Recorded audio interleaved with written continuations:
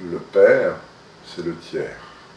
Mais la mère peut être tiers aussi. S'il y a conflit entre le père et le fils, la mère peut faire office de tiers. Symboliquement, que le père, pour un garçon, joue le tiers, c'est fondateur, c'est créateur.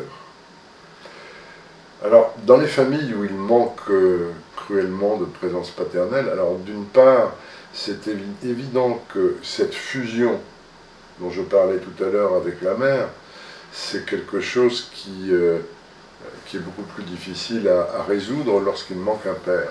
Alors ça peut se faire sur le plan social, c'est-à-dire qu'il va y avoir le maître d'école, il va y avoir... Bon. Mais je pense qu'une mère doit trouver alors, un frère, un oncle, un homme autour d'elle qui soit en quelque sorte le parrain.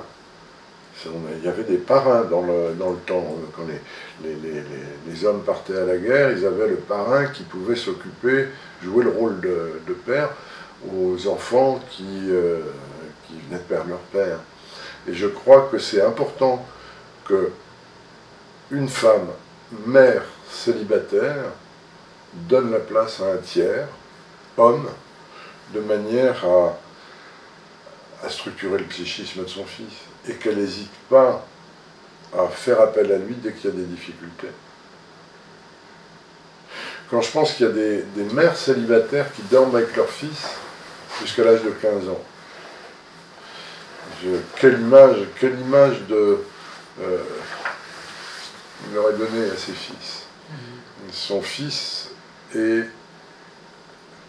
à moitié amant, puisqu'ils sont là pour être à côté de la mère, dans le lit.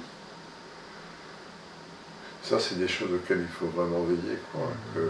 Une mère seule, sans mari, doit être très vigilante à mettre une distance, à mettre des mots sur cette distance, de manière à ce que les fils l'entendent. Les filles, le problème n'est pas tout à fait le même, hein, bien sûr. Mais pour les fils, de manière à ne pas enfermer ses enfants dans une fusion, dans une impossibilité à s'individuer. Rester dans les jupons de sa mère, c'est ne pas pouvoir s'individuer. Et c'est le rôle et du père et de la mère de faire en sorte que l'enfant s'individue.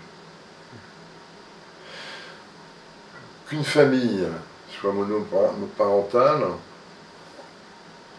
a les mêmes carences qu'une famille où le père et la mère sont à la maison avec les enfants, mais que la mère ne reconnaît pas son mari à sa place de père. C'est pareil. Le père, c'est plus qu'un personnage, c'est une fonction, c'est le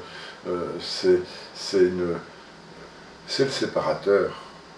C'est lui qui va retirer l'attrait fusionnel avec la mère pour l'amener ailleurs, peut-être en passant par lui d'ailleurs, en l'amenant sur son exemple personnel, mais pour accompagner son fils vers trouver ses champs de liberté et de bonheur, d'épanouissement.